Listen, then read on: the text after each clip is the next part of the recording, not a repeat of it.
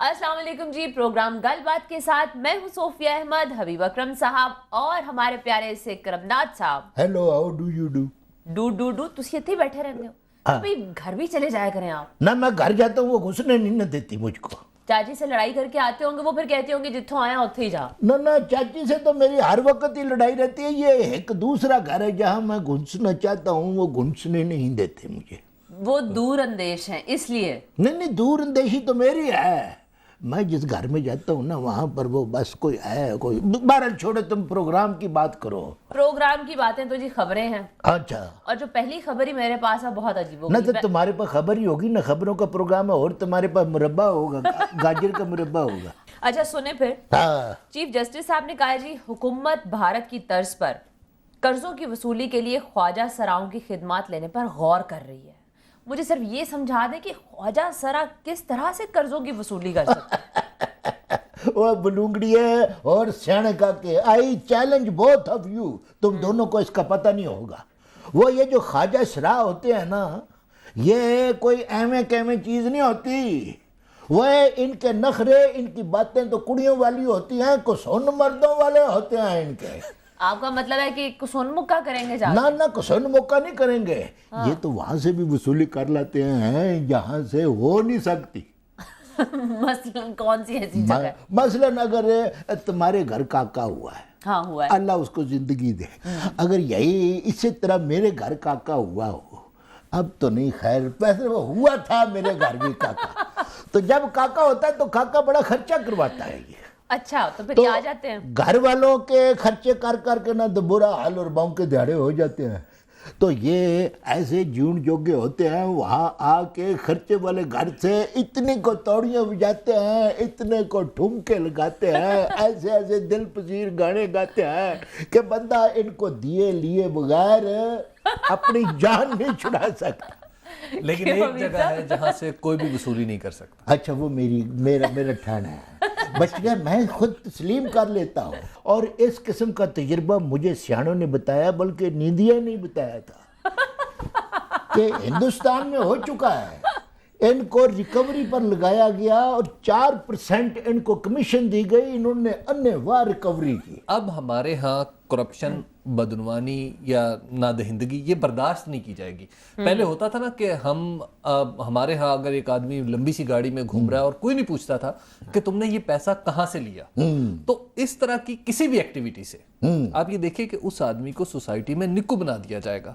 اور سوسائٹی بذات خود اس کے خلاف ایک قسم کا آپ یوں کہیے کہ یہ معاشرے کا رد عمل ہے کہ ہم تمہیں عزت سے نہیں رہنے دیں گے. اور وہ جو خوبصورت بات ہماری سوسائٹی میں تھی کہ ہمارے ہاں عزت کی بنیاد پیسہ نہیں تھا، وہ پھر ایک بار ختم ہو جائے گی. اچھا میں تم کو ایک بات بتاؤں، انہوں نے تو بڑے خوفناک قسم کے بیانات بھی دے دیے خواجہ سراؤں نے.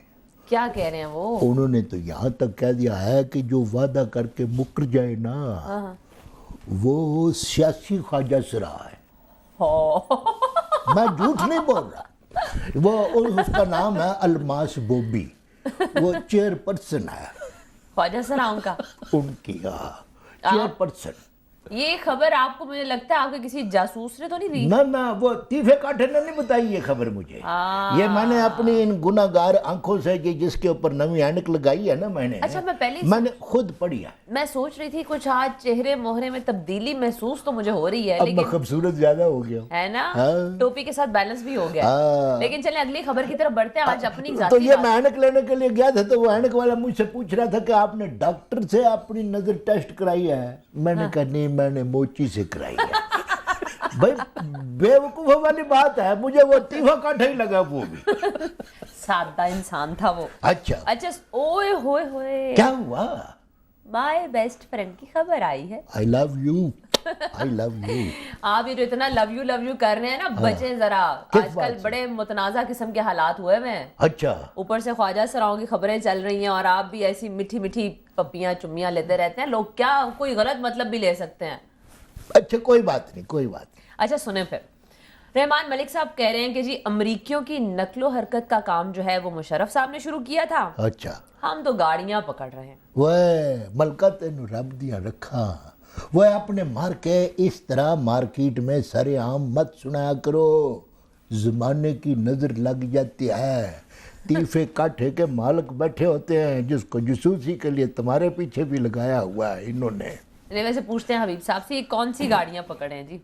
دیکھیں یہ اس میں دو چیزیں اہم ہیں. ایک تو یہ کہ ہمارے ہاں جب جنرل پرویز مشرف نے امریکنوں کی بغیر ویزے کے آمد انہیں انشور کر لی یا انہیں آپ یوں کہیے کہ سہولت دے دی اور پھر یہاں تک بھی سہولت دی کہ ان کے لیے ایک الگ سے گیٹ بنا دیا گیا کہ آپ یہاں سے آئیں جائیں آپ کو کوئی پوچھنے والا نہیں ہے.